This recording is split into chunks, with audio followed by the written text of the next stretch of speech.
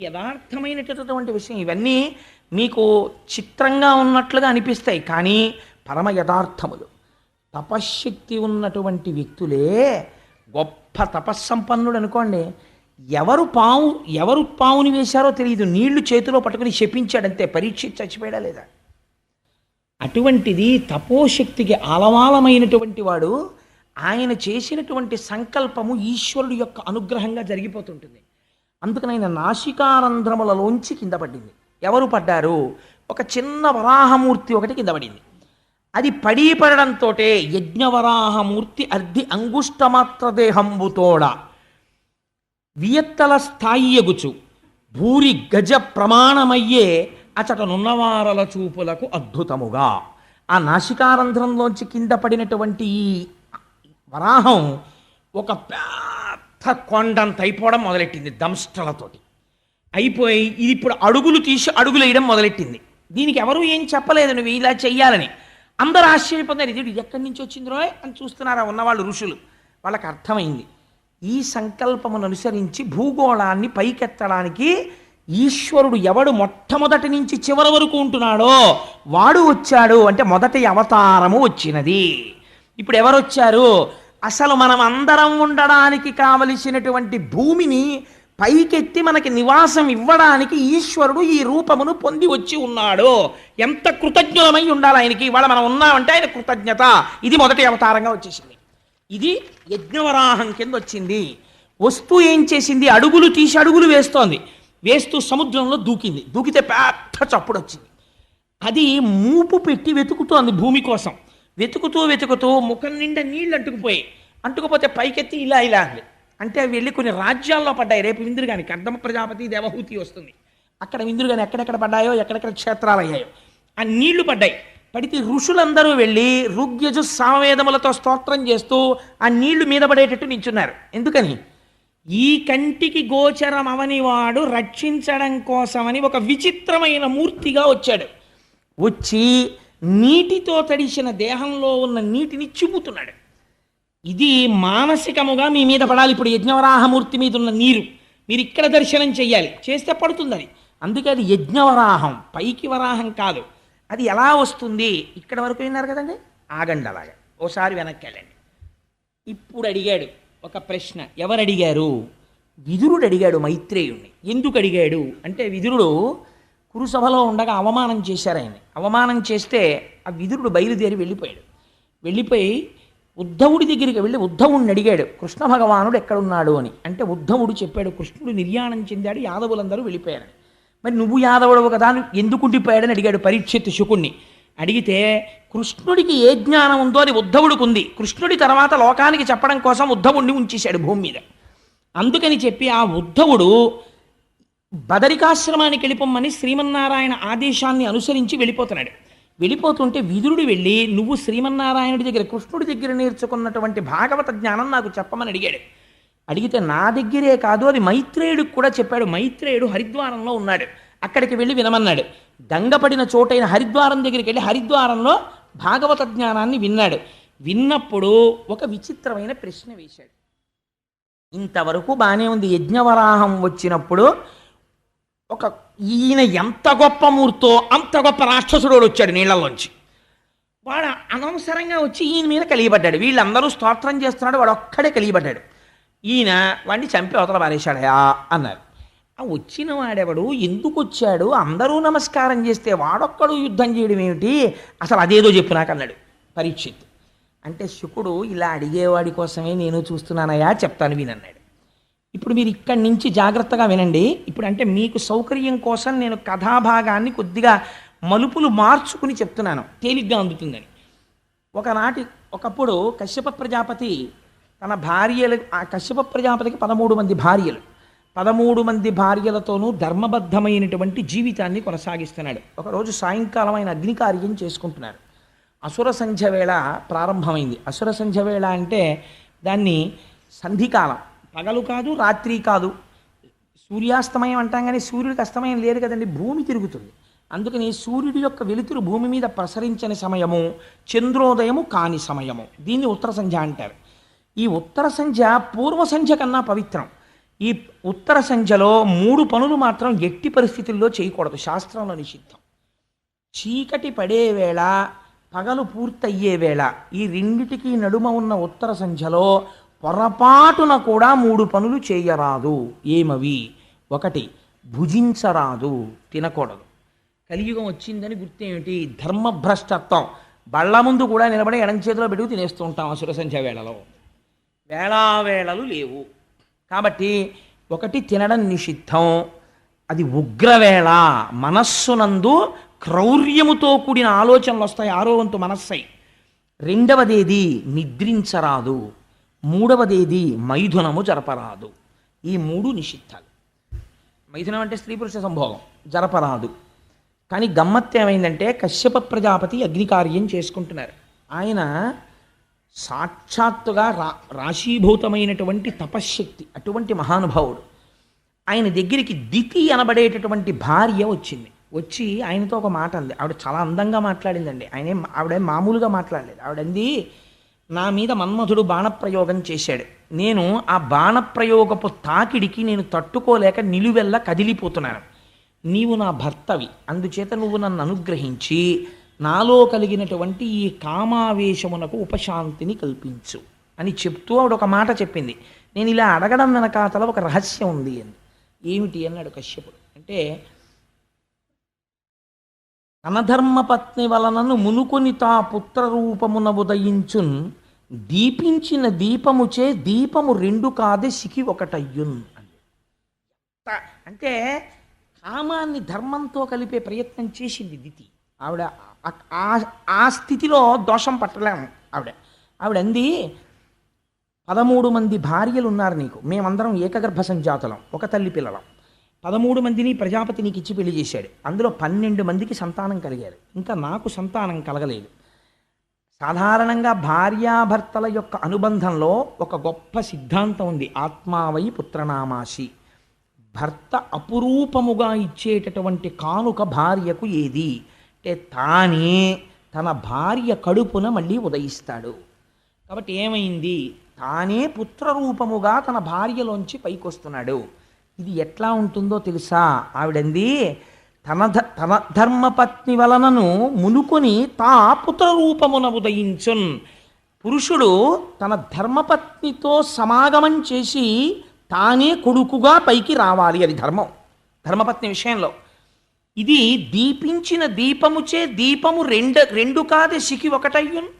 ఒక దీపాన్ని పట్టుకెళ్ళి ఇంకో దీపాన్ని వెలిగిస్తాం, 2 జ్యోతులు వెలుగుతున్నట్టు కనపడుతుంది. కానీ ఒత్తుల యొక్క పొడుగు పొట్టి ఉండొచ్చు, ప్రమిద ఒకటి ఎర్రగా ఉండొచ్చు, ఒకటి నల్లగా ఉండొచ్చు, నూనె ఒక దాంట్లో ఎక్కువ ఉండొచ్చు, తక్కువ ఉండొచ్చు. కానీ సమాన ధర్మం ఉన్నది మాత్రం ఒకటి ఉంది. ఏది? శిఖి. ఆ దీపం చివర వెలుగుతున్న జ్యోతి మాత్రం ఒకటే. దానిది అదే జ్యోతి, దీనిది ఇదే జ్యోతి. ఈ జ్యోతికి ఆ జ్యోతికి తేడా లేదు. కాబట్టి తండ్రికి కుమారుడికి భేదం లేదు. తండ్రికి కుమారుడికి భేదం లేకపోయినా 2గా కనపడేటట్టు చేయగలిగిన శక్తి ప్రపంచంలో ధర్మపత్ని ఒక్కతే. ఆవిడ మాత్రమే అధికారమును పొంది ఉంటుంది. తన భర్తని కొడుకుగా ప్రపంచమునందు నడిచేటట్టు చేయగలదు, ఆయన తేజస్సుని తాను గ్రహించి. కాబట్టి నేను నీ తేజస్సుని నా యందు ప్రవేశపెట్టమని అడుగుతున్నాను. ధర్మమునకు లోపం ఎక్కడుంది? నాకు సంతానమును కటాక్షించు. ఎంత ధర్మబద్ధంగా అడిగింది చూడండి. ఆయన అన్నాడు, నిజంగా భార్యాభర్తలంటే ఇలా మాట్లాడుకోవాలా అనిపిస్తుంది ఒక్కొక్కసారి. భాగవతం చదువుతుంటే, కావ్యాలు చదువుతుంటే, పురాణాలు చదువుతుంటే. ఆయన అన్నాడు, భార్య అంటే ఎవరో తెలుసా దితి? భార్య ఉన్నవాడంత అదృష్టవంతుడు ప్రపంచమునందు లేడు. ఎందుచేతనో తెలుసా? శత్రువులు వచ్చినా సరే దుర్భేద్యమైనటువంటి దుర్గమునందు కూర్చున్న రాజు ఎంత ధైర్యంగా ఉంటాడో, ఇంద్రియముల యొక్క అలజడిని ధర్మబద్ధము చేయగలిగినటువంటి భార్య దుర్గము వంటిది. ఎందుకని? భార్య యందలి కామము ధర్మబద్ధమైన కామమై పుత్రరూపమైన అర్థముగా మారిపోతోంది. ధర్మపత్ని వలన ధర్మబద్ధమైన కామము ధర్మబద్ధమైన పుత్రరూపమైన అర్థమునిచ్చి మోక్షము వైపుకి నడిపిస్తోంది ఆయన గయాశ్రాద్ధం పెట్టడం వల్ల. కాబట్టి భార్య అనేది సముత్కృష్టమైనటువంటి స్థానమును అధిరోహించి ఉన్నది. నీ వంటి భార్యని పొంది ఉండడం నా అదృష్టం. ఒకసారి భార్యని పొందిన తర్వాత ఇంటి నిర్వహణ బాధ్యత అంతా భార్య చూసుకుంటుంది. తాను హాయిగా ధర్మకార్యాచరణమునందు పురుషుడు ప్రవర్తిస్తాడు. అదేమిటంటే మరి పాపం అలా ఆడవాళ్ళని ఇబ్బంది పెట్టేయచ్చా పురాణాలని మీరు అనుకోక్కర్లేదు. ఆయన ధర్మం చేసేసుకుంటాడు, ఆవిడ వంట చేసుకుంటుందా అని. ఈయన చేసినటువంటి ప్రతి పుణ్యంలో సగభాగం ఆవిడ ఖాతాలో వేసేస్తారు. ఆవిడ చేసిన పుణ్యంలో సగభాగం ఈయనకి వెయ్యరు ధర్మశాస్త్రంలో. పాపానికి ఎందుకు భయపడమని చెప్పిందో తెలుసా అండి? పురుషుడు తాను పాపకర్మ చేసి ఏదైనా తీసుకుని ఇంట్లో తీసుకొచ్చి పెట్టాడు అనుకోండి, దాంట్లోంచి భాగం భార్యకు కానీ పిల్లలకు కానీ వేరు. మొత్తం ఫలితం తీసుకెళ్ళి ఆయన ఖాతాలో వేస్తారు. ఆయన శరీరం పడిపోయిన తర్వాత ఆయన తెచ్చిందంతా వీళ్ళందరూ పంచుకున్నారనుకోండి, వాళ్ళకేమీ తప్పేమీ తీసుకొచ్చి పెట్టరు, వాళ్ళు అనుభవించవచ్చు. పాపం మొత్తం మూట కట్టుకుని ఎవరు పెడతారో తెలుసా అండి? పట్టుకొచ్చిన వాడు ఒక్కడే పట్టుకెళ్తాడు, ఉత్తర జన్మల్లో అనుభవిస్తాడు. ఇక్కడేమైంది? చేసుకున్న పుణ్యం ఉంది, అది మాత్రం భార్యకి సగమే వేస్తారు. ఎందుకంటే నువ్వు బతికి ఉండాలంటే, నువ్వు పుణ్యం చేయాలంటే ఆవిడ అన్నం వండి పెట్టింది, ఆవిడ చేసుకోవడం మనిషి పూజ, అందుకని సగం ఆవిడికే అది శాస్త్రం. అందుకే యోగ్యుడైన వరుణ్ణి చూడండి, యోగ్యుడైన వరుణ్ణి చూడండి అంటే అర్థం ఏమిటో తెలుసా అండి? భగవద్భక్తి కలిగిన కుటుంబంలోంచి వరుణ్ణి తీసుకొస్తారు. ఆయన ఎప్పుడు ఈశ్వరార్చన నిపుణుడై ఉంటే ఆ సగం ఫలితం వెళ్ళి ఆవిడ ఖాతాలో పడితే ఉత్తర జన్మల్లో ఆవిడ ఎంత గొప్ప స్థితినో పొందుతుంది. అందుకని భగవద్భక్తుడికి ఇచ్చి చెయ్యడం కోసమని వెతుకుతారు. కాబట్టి నీ వంటి భార్య దొరకడం నాకు చాలా సంతోషం. కానీ దితి, ఒక్క మాట చెప్తాను విను. తరుణి, నేను ఒక్క మాట చెప్తాను. ఇది సంధ్యాకాలము. ఈ కాలమందరయన్ భూతగణావృతుండగుచు కామారాతి లీలన్ సంచరించుట అభావ్యంబయ్యే.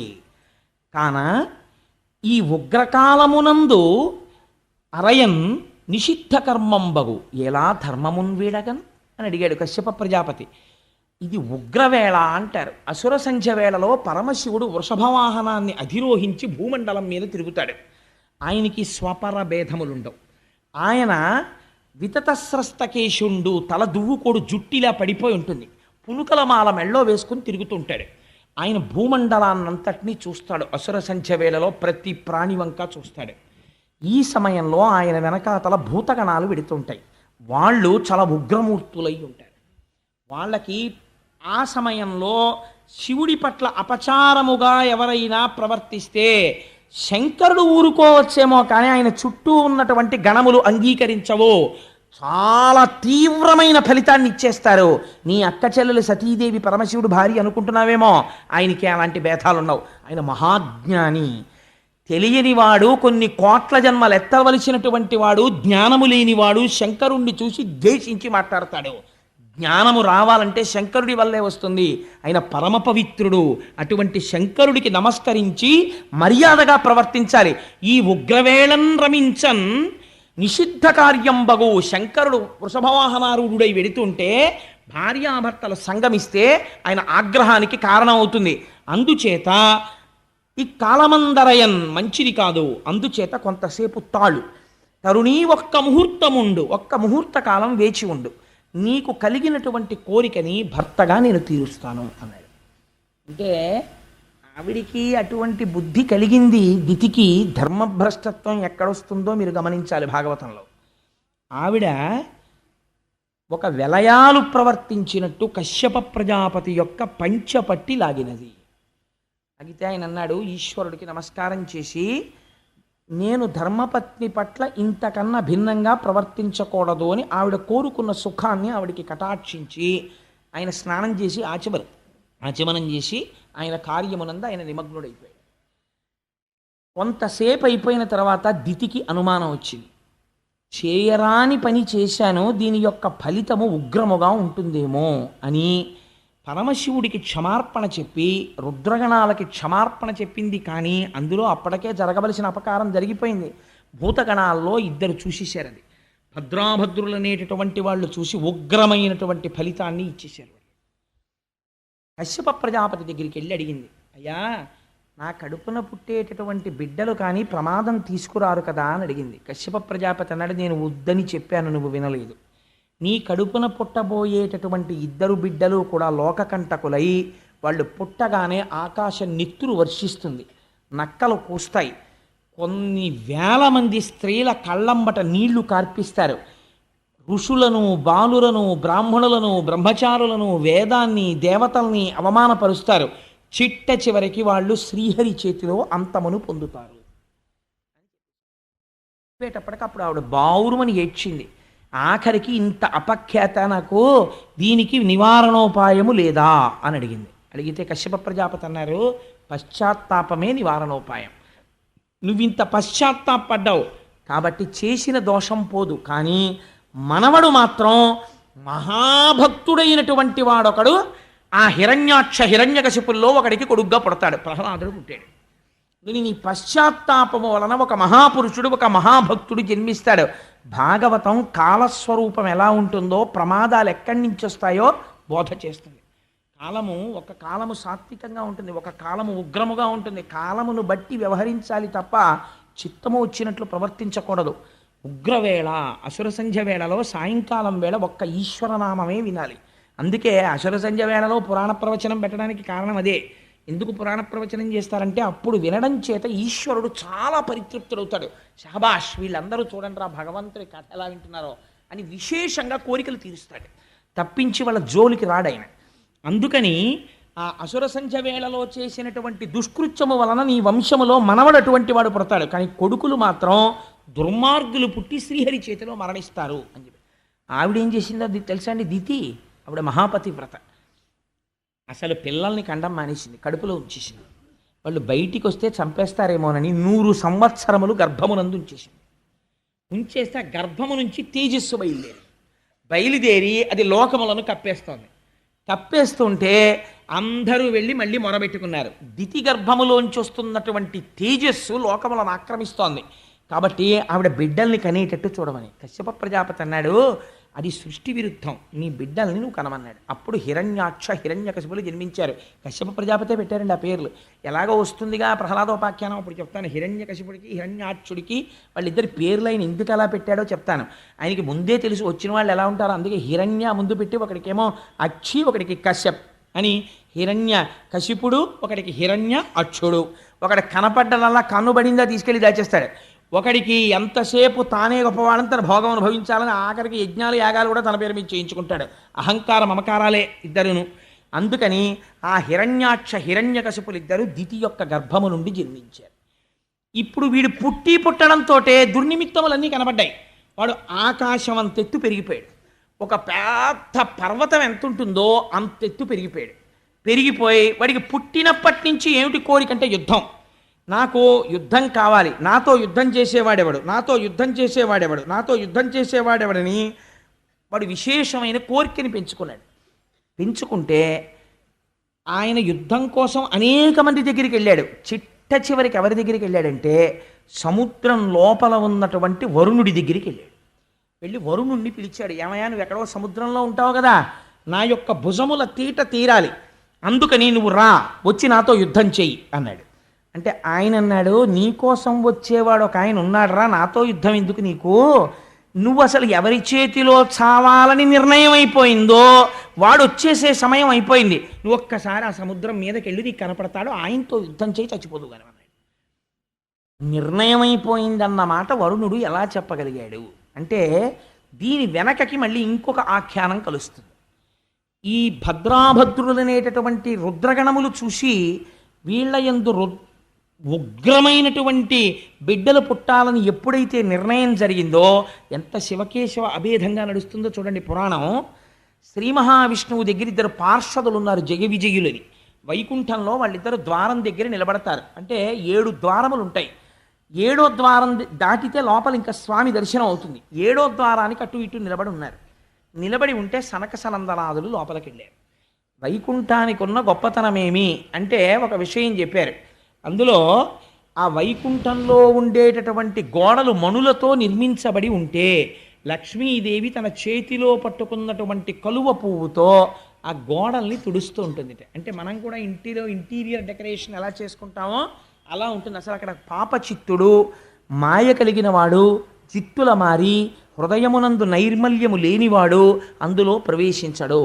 ఎప్పుడు భగవంతుని యందు భక్తి కలిగిన వాళ్ళు అందులో తిరుగుతూ ఉంటారు. అక్కడ జయ విజయులు నిలబడి ఉన్నారు కాపలాగా. నిలబడి ఉంటే 6 ద్వారములు దాటి సనక సనందనాథులు వెళ్ళారు. వాళ్ళు మహాజ్ఞానులు, నిరంతరము భగవంతుని యొక్క పాదముల యందు భక్తితో ఉండేటటువంటి స్వరూపం ఉన్నవారు. వారు వెళ్ళి 7వ ఆ ద్వారం దగ్గరికి వెళ్ళి నిలబడ్డారు. నిలబడితే ఈ జయ విజయులు అన్నారు, లోపలికి వెళ్ళడానికి వీలు లేదు అన్నారు. అంటే ఆ మాత్రానికి కోపం వచ్చేస్తుందండి. ఏదో కారణం ఉండాలి కదా. కారణం లేకుండా ఏదో ఒక ఆఫీసర్ గారి రూమ్లోకి ఎడుతున్నాం అనుకోండి, ఆఫీసర్ గారు రూమ్లోకి ఎడుతుంటే మేస్టర్ కాసేపు ఆగండి, లోపల ఆఫీసర్ గారు ఎవరితోనో మాట్లాడుతున్నారు అన్నారు అనుకోండి, వెంటనే కప్ప వాటర్ బాటిల్లో నీళ్లు తీసి పోసి చెప్పించేయడమే. దానికి లోపల ఎవరితోనో మాట్లాడుతున్నారంటే కాసేపు కూర్చోవాలి, ఆగాలి, లేకపోతే విజిటర్స్ స్లిప్ పంపించాలి. ఆదరణ ఉంటే అయ్యో రమ్మను తప్పకుండాను అని చెప్పి కప్ప కాసేపు మాట్లాడతారు. అంతేకాని ఆ బయట ఉన్నవాడిని శపించేయడం ఎందుకు? మరి సనక సనందనాథులు వెంటనే జై విజయుల్ని శపించేస్తే అది అర్థరహితమైన విషయమా కాదా పురాణంలో? ఇంకా వాళ్ళేం బ్రహ్మజ్ఞానులండి. వాళ్ళు శపించడానికి ఒక కారణం ఉండాలి. వాళ్ళు ఆ కారణం చూపించారు. వాళ్ళు అన్నారు ఇది వైకుంఠం, వైకుంఠమునందు మాత్సర్యం ఉండదు. ఇక్కడ ఎవ్వరూ కూడా ఒకరి మీద ఒకరికి మత్సరం ఉండదు. అసలు ఎవరి మీద ఎవరికి పగ ఉండదు. కాబట్టి ఎవరి మీద ఎవరికి ప్రతీకారం ఉండదు. ఇక్కడ ఎవరు ఎవరికి హాని చెయ్యరు. ఎవరూ హాని చేసేవాళ్ళు లేనప్పుడు లోపలికి వెళ్ళి ఈశ్వరుణ్ణి దర్శించుకోవడానికి మెటల్ డిటెక్టర్లు పరీక్షలు ఎందుకు? మమ్మల్ని ఎందుకు ఆపినట్టు? పోనీ లోపల ఉన్నాయన ఏమైనా విజిటింగ్ అవర్స్ పెట్టాడా? ఫలానా టైంలోనే పంపించండి, మిగిలిన టైమ్స్లో వద్దు అని చెప్పేటటువంటి వాడైతే మీరు అడ్డు పెట్టినందుకు మేము అంగీకరిస్తాం. ఆయన భక్తపరాధీనుడు. ఆయన భక్తులైనటువంటి వాళ్ళు వస్తే చాలు ఆర్తితో ఆయన ఎదురొచ్చేటటువంటి స్వభావం ఉన్నవాడు. అటువంటి వాడు లోపలుంటే వెళ్ళడానికి మేమొస్తే మా హృదయములో ఆయన్ని దర్శనం చెయ్యాలన్న కాంక్ష తప్ప వేరొకటి లేకుండా ఉంటే మధ్యలో అడ్డు పెట్టడం మీకు మించిన స్వాతంత్రం. మీ మించిన స్వాతంత్రానికి మీరు పోయారు కాబట్టి, మత్సరము లేని చోట మత్సరాన్ని సృష్టిస్తున్నారు కాబట్టి, ఏది ఎక్కడ ఉండకూడదో దాన్ని మీరు చూడటం మొదలు పెట్టారు కాబట్టి అది ఎక్కడ పుష్కలంగా దొరుకుతుందో ఆ భూలోకానికి పొందారు అనేటప్పటికీ వాళ్ళిద్దరూ కాళ్ళ మీద పడి పెద్ద ఏడుపు మొదలెట్టారు. ఇప్పుడు శ్రీమన్నారాయణుడు బయటకు వచ్చారు. స్వామి బయటికి వస్తే ఎలా ఉంటుందండి? ఆయన పుట్టుమచ్చ ఉంటుందిట, నల్లటి పుట్టుమచ్చ ఒకటి. ఆ పుట్టుమచ్చని శ్రీవత్సము అని పిలుస్తాం. అది చూసి జయ విజయులు పొంగిపోయారు. స్వామి ఏమి అందగాడివయ్యా, నీ స్వరూపం మేము ఎప్పుడూ చూడలేదు. మా తండ్రి గారు అయినటువంటి చతుర్ముఖ బ్రహ్మగారు మాకు ఉపదేశం చేశారు. ఇలా ఉంటాడరా శ్రీమన్నారాయణుడంటే, మీరు రోజు ఉపాసన చెయ్యండి అని మాకు చెప్పారు. జలధరదేహు నాజాను చతుర్బాహు సరసీరుహక్షు విశాలవక్షు, ఎన్ని మార్లు చెప్పినా అదే వర్ణన. శంఖచక్ర గదా పద్మహస్తు, ఆ శంఖచక్ర గదా పద్మములను పట్టుకున్నవాడై పట్టు పీతాంబరాన్ని కట్టుకుని నిరంతరము లక్ష్మీదేవి చేత తులసితో కూడినటువంటి గంగాజలముల చేత కడగబడినటువంటి పాదములున్నవాడై మహానుభావుడు మంచి కౌస్తుభమణిని ధరించి వనమాల వేసుకుని ఉంటే అందులో గండు తుమ్మెదలు మకరంద పానం కోసమని రొద చేస్తూ ఉంటాయిట. ఆ రుక్మిణీదేవి అడిగింది, నేను ఎప్పటికైనా ఆ వనమాల వాసన చూడాలయ్యా నిన్ను కౌగిలించుకుని అని అడిగింది. ఆ వనమాలా విరాజితుడై రకరకములైనటువంటి ఆభరణములను దాల్చినటువంటి వాడై స్వామి నడిచి వస్తుంటే కదలిన బాహుపద క్రమంబున కంకణ రవము సూప అంటారు పోతన గారు. ఆయన అడుగు తీసి అడుగు వేస్తుంటే ఆయన పాదములకు పెట్టుకున్నటువంటి మంజీరములు మీరు ఎప్పుడైనా ఏడుకొండలవాడి యొక్క దర్శనం చేస్తే కనపడుతుంది. మీరు ఈ మాట వెళ్ళినప్పుడు జాగ్రత్తగా చూడండి. ఆయన మోకాళ్ళ దగ్గర కూడా పెద్ద పెద్ద కంకణాలు ఉంటాయి, ఇలాగా వాటికి మువ్వలు ఉంటాయి. మోకాళ్ళ దగ్గర కంకణాలు, ఇక్కడ పాదములకు మంజీరములు, ఈ కర్ణములకు చెవులకు ఇక్కడి నుంచి ఇక్కడ వరకు కర్ణాభరణములు. ఆ కర్ణాభరణములు పెట్టుకోవడం వల్ల బుగ్గల మీద పడేటటువంటి కాంతులు, విశాలమైనటువంటి లలాటము, దానికి పెట్టుకున్నటువంటి ఆ కస్తూరి తిలకము, ఆ పైన పెట్టుకున్నటువంటి పెద్ద కిరీటము, వెనకాతల వచ్చేటటువంటి సత్వగుణ ప్రధానులైనటువంటి పారిషదులు, వీళ్ళందరితో కలిసి ఒక మెరుపు తీగ ఎలా వస్తుందో అన్నిటికన్నా గొప్పతనం నీలతో యద మధ్యస్థ విద్యుల్లేకే భువాస్వర అని తెల్లటి వస్త్రం కట్టుకొని మెరిసిపోతూ అమ్మవారు అలవోకగా చేతిలో ఒక తామర పువ్వు పట్టుకుని తన చేత్తో శ్రీమన్నారాయణుడి చెయ్యి పట్టుకుని ఆ లక్ష్మీనారాయణులిద్దరూ బయటికి వచ్చి నిలబడ్డారు. ఇలా తిరిగి చూశారు. ఆ చప్పుడికి ఎదురుగుండా కనపడిన వాడు స్వామి లక్ష్మీ సహితుడై పొంగిపోయారంతే ఆ సనక సనందనాథుడు. స్వామి, ఈ మూర్తిని మా నాన్నగారు మాకు ఉపదేశం చేశారు. ఎప్పటి నుంచో మేము మనస్సులో ఈ మూర్తిని ఉపాసన చేస్తున్నాం. మా అదృష్టం పండి ఇంతకాలం తర్వాత నీ యొక్క స్వరూపాన్ని దర్శనం చెయ్యగలిగాం, మా భాగ్యం పండిందయ్యా అని ఆయన పాదాల మీద పడి నమస్కారం చేశారు. నమస్కారం చేసి నిరంతరము నీ పాదముల యందు ఎటువంటి భక్తి కావాలంటే పుష్పములో చేరేటటువంటి గండు తుమ్మెద ఎలా చేరుతుందో అటువంటి భక్తి మాకు కావాలి అని అడిగితే శ్రీమన్నారాయణుడు అన్నాడు, ఈ స్తోత్రానికి నేను చాలా సంతోషించాను, కానీ ఇక్కడ ఏదో చిన్న గలాటా జరిగినట్టు నాకు అనిపించింది, ఏమైంది అని అడిగాడు. వాళ్ళు అన్నారు, స్వామి మేము తప్పే చేశామో ఒప్పే చేశామో మాకు తెలియదు, కానీ మేము లోపలికి వస్తున్నప్పుడు 7వ ద్వారం దగ్గర ఈ పారిషదులు అడ్డు పెట్టారు. అడ్డు పెడితే మత్సరములు ఉండడానికి అవకాశము లేని వైకుంఠమునందు నీ దర్శనానికి మమ్మల్ని పంపలేదు కనుక నీవు మాయందు విముఖుడవైన ప్రవర్తనతో ఉన్నావు కనుక నీవు భూలోకములో జన్మించండి అని మేము శపించాం వాళ్ళని. అందుకని నీవు ఎలా చెప్తే మేము అలా ప్రవర్తిస్తాం, ఒకవేళ మా వలన అపరాధం ఉంటే మన్నించు అన్నారు. ఆయన అన్నాడు, ఇది భక్తపరాధీనత అంటే, అందుకే భాగవతం వినండి మనస్సుకు ఆలంబనం దొరుకుతుంది అన్నారు. ఆయన అన్నాడు, నా పాదములు ఇంతమంది చేత ఎందుకు ఆరాధింపబడతాయో తెలుసా?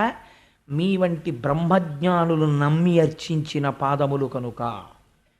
నిరంతరము లక్ష్మి నా పత్నిగా ఎందుకు నా వెంట వస్తుందో తెలుసా? నిత్యానపాయని అయి మీ వంటి వారి చేత పూజింపబడి మిమ్మలను రక్షించుటకు పూనికతో తిరిగి మీకు దర్శనమిస్తాను కనుక నేను భక్తపరాధీనుడను. నాకు భక్తులైన వారు పిలిస్తే పరిగెత్తుకుని వెళ్ళడం నా ధర్మం. ఒకవేళ అలా పరిగెత్తుకుని వెళ్ళి వాళ్ళని రక్షించడంలో అడ్డొస్తే నా చేతిని నేను నరికేస్తాను అన్నాడు. ఎంత పెద్ద మాట చూడండి అది. ఎందుకని ఆ చెయ్యి లోకములనన్నింటినీ రక్షించే చెయ్య. ఆ రక్షణ యందు ఎప్పుడైనా విడంబనము జరిగితే, నా వలన చిన్న పొరపాటు జరిగితే ఆ చేతిని నరికేసుకుంటానయ్యా నేను. నాకు భక్తులంటే అంత ఇష్టం. అటువంటి ప్రభువు పాదములు నమ్మని వాడిని ఏమనుకోవాలి? కానీ అటువంటి మీరు నిరంతరము నన్ను తప్ప వేరొకటి కొలవని వారు, ఎప్పుడు నా పాదముల యందు మనస్సు పెట్టుకున్నవారు, చతుర్ముఖ బ్రహ్మగారంతటి వాడు సంసారమునందు ప్రవర్తించి సృష్టి చెయ్యమంటే చెయ్యకుండా కేవలము నా పాద పంజరమునందు భక్తితో నిలబడిపోయిన మీకు లోపలికి రావడానికి జయ విజయులు అడ్డు పెట్టడమా? వీళ్ళు మహాపచారం చేశారు. వీళ్ళు చేసిన అపచారం వల్ల ప్రపంచంలో కీర్తి ఎవరికి పోతుందో తెలుసా? నా వల్ల పోతుందన్నాడు. భాగవతం చదివడం, భాగవతం అర్థమైతే అసలు నిజంగా ఆఫీసర్లు తన క్యాబిన్ ముందుండేటటువంటి వాడు ఎంత జాగ్రత్త అయిన వాడిని వేసుకోవాలో చూడండి. ఆయన అన్నారు, శ్రీ మహావిష్ణువు ఒక అద్భుతమైనటువంటి విషయాన్ని ప్రతిపాదన చేశాడు. ఆయన తనువున పుట్టినట్టి బెడిదంబగు కుష్ట మహాగదంబుచే వనరి తదీయ చర్మము వివర్ణత నొందిన రీతి భృత్యులొప్పని పని చేసినన్ ప్రభుల బంధుర యశంబు మానము పేరు పెంపు చెడిపోయి దుర్యశము పొందుచునుందురు విష్టపంబునన్ అన్నాడంతే. నేను ఎందుకు మీరిచ్చిన శాపాన్ని అంగీకరిస్తున్నాను తెలుసా? వీళ్ళకి యుక్తాయుక్త విచక్షణ లేదు. వీళ్ళు ఎవరిచ్చారు ఈ అధికారం? నేను ఇచ్చాను. నా క్యాబిన్ ముందు నించోండి అంటే 7వ అప్రాకారం ముందు మీరుండి లోపలికి పంపించండి అని చెప్పాను. పంపించండి అంటే ఉద్దేశం వచ్చిన ప్రతివాడిని అలా నించోటమనే. అంతరము తెలిసి ఉండాలి. లోపలికి ఎవరు వెళ్ళాలి, ఎవరిని మనం తొందరగా ప్రవేశపెట్టాలనేది చూసుకుని ముందు వాళ్ళు నమస్కారం చేసి ప్రవేశపెట్టగలిగిన సంస్కారం ఉన్నవాడు అక్కడ ఉండాలి. అలా ఉండలేదు. ఉండకపోవడం వల్ల ఏమైపోయిందో తెలుసా? కుష్ఠరోగం ఎక్కడ పుట్టింది? తన శరీరం మీదే పుట్టింది, తన చర్మం మీద పుట్టి ఏం చేసింది అంటే, తనువున పుట్టినట్టి బెడిదంబకు కుష్ఠ మహాగదంబుచే వనిర తదీయ చర్మము వివర్ణత నొందిన రీతి. అయ్యో నా ఒంట్లోనే కదా పుట్టింది కుష్టు వ్యాధి అని ఊరుకున్నాడు అనుకోండి, ఆ కుష్టు పెరిగి పెరిగి పెరిగి పెరిగి తన శరీరంలో ఉండేటటువంటి అవయవములు ఊడి పడిపోయేటట్టు చేసేస్తుంది. వేళ్ళు ఊడి పడిపోతాయి. పడిపోయి వైకల్యమును పొందేస్తాడు. కుష్ఠమహాగదంబుచే వివర్ణత పొందిన రీతి భృత్యులొప్పని పని చేసినన్. తనకి బాగా దగ్గరగా ఉండేటటువంటి వాడు తప్పుడు పని చేస్తే అది దాని వలన ఫలితం ఎవరికి వస్తుందో తెలుసా? భృత్యులొప్పని పని చేసినన్ ప్రభుల మానము పేరు పెంపు యశంబు చెడిపోయి వాళ్ళ పేరు పోతుంది, కీర్తి పోతుంది, వాళ్ళ యొక్క మంచి హృదయం పోతుంది. లోపల ఉన్న ఆయనకి చాలా గౌరవమే, కానీ ఈయన చేసిన పని లోపలికి వెళ్ళి చెప్పలేడు. దానివల్ల ఏమైపోతుంది, చూడరా ఆ మాత్రం గౌరవం ఇవ్వలేకపోయాడు అనుకుంటాడు.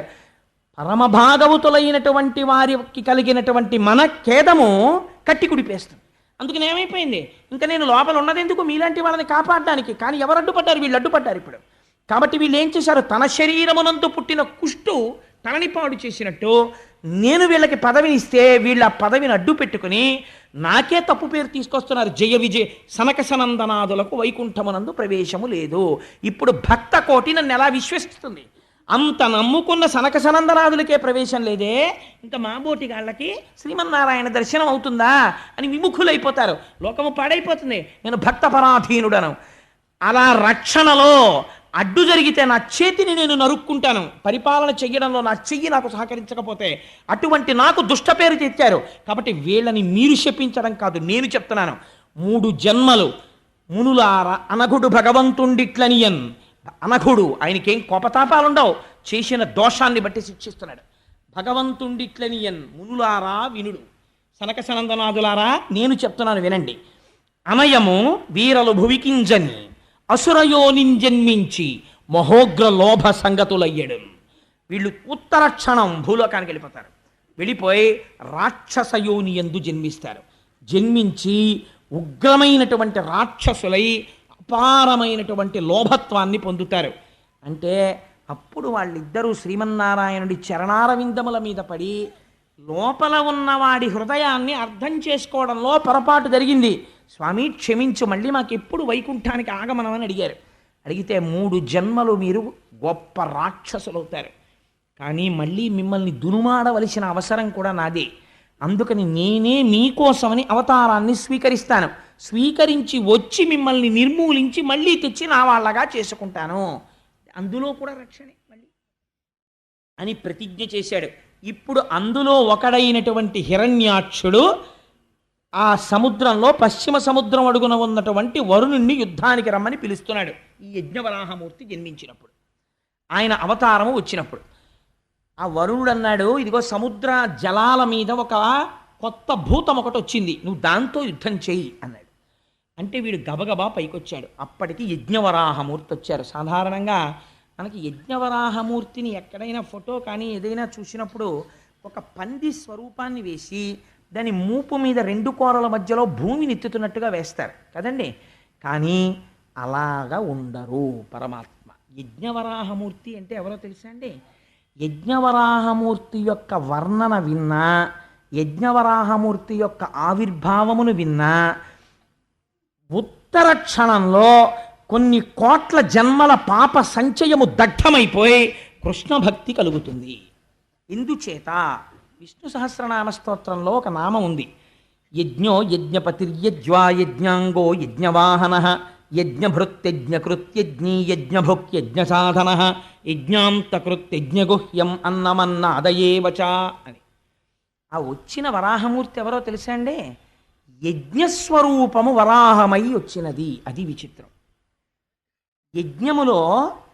యజ్ఞము దేన్ని ఆధారంగా చేస్తారు? వేదము ఆధారమై ఉంటుంది. ఆ వేదము ఆయన శరీరమైంది. ఇప్పుడు వేదములో చతుర్హోత్రము అనబడేటటువంటి ఒక క్రియాకలాపం చేస్తారు. అదే ఆయన యొక్క 4 కాళ్ళయ్యాయి. యజ్ఞము చేసేటప్పుడు సృక్కు స్రవము అని 2 పట్టుకుంటారు. మీరు ఎప్పుడైనా చూసుంటారు. సృక్కని ఒక చెక్కతో చేసింది ఉంటుంది, చిన్న మూతి ఉంటుంది దానికి. ఆ నేతిలో ముంచి ఇలా వేస్తుంటారు. ఆ సృక్కు స్రువం అని ఉంటుంది. పూర్ణాహుతి చేసేటప్పుడు ఆ స్రువం మీద పెట్టి సృక్కుతో పట్టుకుని వదిలిపెట్టేస్తారు మూటని. ఆ సృక్కు స్రువము ఈ 2 కూడా స్వామివారి యొక్క 2 దంస్ట్రలయ్యాయి. అందులో యజ్ఞం చేసేటప్పుడు బ్రహ్మస్థానమునందు పెట్టేటటువంటి పాత్ర ఆయన యొక్క నాసిక అయింది. అలాగే సోమరసాన్ని తీసుకొచ్చి పాత్రలో పెట్టేటటువంటి స్థానము ఆయన యొక్క చెవి రంధ్రమైంది, కర్ణరంధ్రమైంది. హవిస్సుని వేయడం కోసం అని చెప్పి హవిస్సు పెట్టేటటువంటి పాత్ర ఉంటుంది. అంటే చెరువు అంటారు. ఓ పిండి ముద్ద లాంటిది ఒకటి వండుతారు. ఇది పూర్తిగా వాడకూడదు, యజ్ఞంలో కొంత ఉంచాలి, ఇంకా ఆ పాత్రలో మిగలాలి. ఆ చెరువు వండుతారు, పిండి ముద్ద లాంటిది. ఆ పిండి ముద్ద లాంటి దాన్ని ఉంచేటటువంటి పాత్ర ఉంటుంది, దాన్ని ఇడా అని పిలుస్తారు. ఆ ఇడా యజ్ఞవరాహము యొక్క ఉదర భాగమైనది. ఆయనకి ఆ యజ్ఞములో వాడేటటువంటి కొన్ని మంత్రములు ఆయన కంఠసీమగా మారినవి. యజ్ఞము చేసేటప్పుడు పైకి వచ్చేటటువంటి అగ్నిహోత్రము స్వాహాకారంతో అగ్నిహోత్రంలో వేస్తుంటే ఆ అగ్నిహోత్రము ద్వారా దేవతలు పుచ్చుకుంటుంటారు. ఆ అగ్నిహోత్రమే ఆయన నోటి నమలుడుగా మారినది. ఇలా నవ్వులుతున్నాడు ఆయన. ఇలాంటి స్వరూపంతో యజ్ఞము యొక్క స్వరూపము వరాహ స్వరూపమును పొందినది. వరాహం అంటే ఏమిటో తెలుసా అండి? పరమోత్కృష్టమైన రోజు. ఏ రోజు నీ జీవితంలో ఈ యజ్ఞవరాహం విన్నావో అదే నీ జీవన యాత్రలో కొన్ని కోట్ల కోట్ల జన్మలలో పరమోత్కృష్టమైన రోజు. అది యజ్ఞవరాహమూర్తి యొక్క ఆవిర్భావ దినము. కాబట్టి ఇటువంటి స్వరూపంతో ఆయన దర్శనమిచ్చాడు. దర్శనమిచ్చి పెద్ద హుంకారం చేశాడు. ఆ హుంకారం విని ఋషులు ఒక్కసారి ఆశ్చర్యపోయారు. ఎక్కడిది ఈ హుంకారం అనుకున్నారు. స్వామి వంక చూశారు. గుర్ర్ గుర్ర్ గుర్ర్ అని శబ్దం చేస్తున్నాడు. అలాగే వర్ణించారు వ్యాసుల వారు. పెద్ద శబ్దం చేస్తూ అడుగులు తీసి అడుగులు వేస్తూ నడుస్తోంది ఆ యజ్ఞవరాహం. ఇప్పుడు ఆయన్ని స్తోత్రం చెయ్యాలి. ఎక్కడి నుంచి స్తోత్రం చేస్తారు? అందుకని ఋగ్వేదంలోంచి, యజుర్వేదంలోంచి, సామవేదంలోంచి ఋషులందరూ నిలబడి సూక్తములను వల్లిస్తున్నారు. వల్లిస్తూ ఆ యజ్ఞవరాహానికి నమస్కారం చేస్తున్నారు. ఆ యజ్ఞవరాహం అడుగులు తీసి అడుగులు వేస్తూ సముద్రంలోకి ప్రవేశించింది. ప్రవేశించి తన నాసికతోటి, తన ఆ మూపుతోటి కెలుకుతోంది. దేనికి? పృథివికి వాసన ఉంటుంది. అందుకని వాసన బట్టి పట్టుకుందాం భూమి ఎక్కడ పడిపోయిందోనని ఆ నీటిలో వెతుకుతోంది. వెతుకుతున్నప్పుడు ఆ మూపురానికి తగలటం లేదు. భూమి నీటితో నిండిపోతోంది ముఖమంతాను. ఒక్కసారి పైకెత్తి ఆ నెయ్యి, యజ్ఞంలో వాడే నెయ్యి ఆయన కన్ను, ఒక్కసారి ఆ కనురెప్పలు పైకెత్తి చిట్లించి ఇటు అటు గుర్రమంటూ మెడ విప్పుతోంది. మెడ విసురుతోంది. విసిరినప్పుడు ఆ జూల్లోంచి నీళ్లు లేచి పడుతున్నాయి. మహర్షులు, చతుర్ముఖ బ్రహ్మ అందరూ వెళ్ళి దాని కింద తలబెట్టారు. ఆయన మించి పడినటువంటి నీటి కోసమని. ఈ కంటితో చూడరాని పరమాత్మ యజ్ఞవరాహంగా వచ్చారు. ఇవాళ ఆ నీటితో తడుస్తున్నారు. ఆయన వెతికి వెతికి వెతికి వెతికి భూమిని పట్టుకున్నారు. పట్టుకుని దాన్ని మూపు మీదకి ఎత్తుకుని ఆ రెండు దంష్టల మధ్యలో ఇరికించి దాన్ని పైకెత్తారు. పైకెత్తి ఇలా చూపించారు. చూపించేటప్పటికి ఋషులందరూ స్తోత్రం చేశారు. ఇప్పుడు మహానుభావుడు స్వయంభవ మనువు తన భార్యతో కలిసి స్తోత్రం చేశాడు. ఏమి గొప్పతనమయ్యా మహానుభావా! ఈ ప్రజలు ప్రాణులు నిలబడడానికి భూమి లేదు, రసాతలంలో పడిపోయిందంటే యజ్ఞవరాహమూర్తి వయ్యొచ్చి భూమండలాన్ని పైకెత్తావు, పైకెత్తి తీసుకొచ్చావు. ఇప్పుడు దీన్ని నిలబెట్టాలి. ఎలా నిలబడుతుంది ఇప్పుడు ఇది? దీనికి ఆధార శక్తినిచ్చాడు. నిలబడ్డానికి నీటిలో ఆధార శక్తినిచ్చి మూపురం మీద ఇలా ఉంచి కింద పెట్టాడు. కింద పెట్టి మూపురాన్ని పైకెత్తి నిలబడ్డాడు. ఇలా భూమండలాన్ని గోళ రూపంలో పైకెత్తితేట పుడమి తల్లి పొంగిపోయిందిట భూదేవి. ఆహా, ఏమి అదృష్టం! నా అదృష్టం! నా స్వామిని తన మూపురంతో పైకెత్తాడని గాఢంగా ఆలింగనం చేసుకుందిట. తత్ఫలితమే నరకాసురుడు జన్మించాడు. అది ఎందుకు అలా పుట్టాడో, ఎందుకు భూదేవి సత్యభామగా వచ్చిందో అక్కడ చెప్తాను. ఆ విశేషాలు దశమస్కంధం దాటుతున్నప్పుడు చెప్తాను. ఇప్పుడు చెప్పడం కుదరదు. అందుకని ఆ యజ్ఞవరాహమూర్తి రూపంలో పైకెత్తాడు. పైకెత్తి ఆ భూమిని, ఆ ఆధార శక్తినిచ్చి నిలబెడితే వీళ్ళందరూ స్తోత్రం చేసి, అయ్యా ఈ కంటికి కనపడనటువంటి వాడివి, జన్మనెత్తవలసిన అవసరం లేని వాడివి, ఒక స్వరూపమును పొందవలసిన రూపము లేని వాడివి, చతుర్ముఖ బ్రహ్మనంతటి వాడిని తపించని సృష్టి చేయించిన వాడివి. ఇవాళ మైథున సృష్టి కొనసాగి ప్రాణులు నిలబడ్డానికి ఆధారభూతమైన భూమి పైకి తీసుకొచ్చి నిలబెట్టి మహోపకారం మొట్టమొదట చేశావు. ఇటువంటి యజ్ఞవరాహమూర్తికి మా నమస్కారం అని ఆయన పాదములకు శిరస్సులు ఉంచి నమస్కరించి మనఃపుష్పములను ఆయన పాదముల మీద వేశారు. వేస్తే స్వామి వారందరికీ అభయిస్తున్న సమయంలో ఈ హిరణ్యాక్షుడు యుద్ధానికి వచ్చాడు. ఇద్దరి మధ్య భయంకరమైనటువంటి యుద్ధం జరిగింది. ఆశ్చర్యం ఏమిటో తెలుసా అండి? వాడే సామాన్యమైన శక్తివంతుడు కాడు. యజ్ఞవరాహమూర్తి శరీరంలోంచి నెత్తురు కారేటట్టు కొట్టాడు వాడు. ఒక స్థితిలో ఎంత చిత్రం జరిగిందంటే, హిరణ్యాక్షుడు ప్రయోగించినటువంటి గదా ప్రహారమునకు స్వామి చేతిలో గద జారి కింద పడిపోయింది. పడిపోతే వాడన్నాడు, నేను కొట్టను, గద తీసుకో, గద లేని వాడిని కొట్టనన్నాడు. ధర్మానికి ఆశ్చర్యపోయారు స్వామి. ఎంత ధర్మాత్ముడివిరా ఈ ఒక్క విషయంలో అనుకుని వెంటనే సుదర్శన చక్రాన్ని స్మరించారు. స్వామికి అదో సంతోషం. తన పార్షదులేగా జై విజయులు, ఇప్పుడు వీడికి ఇంత శక్తి వచ్చిందో, అబ్బో బాగా చేస్తున్నాడు యుద్ధం అని చెప్పి తాతగారు చూడండి ఉట్టినే పిల్లాడితో ఇలా కుస్తీ పడతాడు, అలా కుస్తీ పడుతున్నాడు.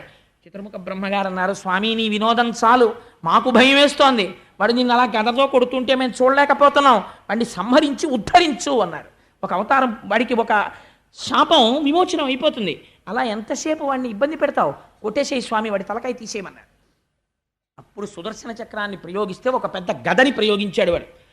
ఆయన అబ్బో పోతన గారు ఏమి పద్యాలు రాస్తారోనండి మహానుభావుడు, గద సారించి అసహ్య విక్రమ సమగ్ర స్ఫూర్తితో వేయగా వరాహమూర్తి ఆ గద తప్పించి ఆ దంష్ట్రాగ్రాహతిన్ త్రుంచి బలమొప్పన్ మదాతిరేక బల శౌర్యోదార విస్తార పంచాస్య సంపద సామజేంద్రమును బలమొప్పన్ ఈడ్చి త్రుంచు చందంబునన్ అంటారు.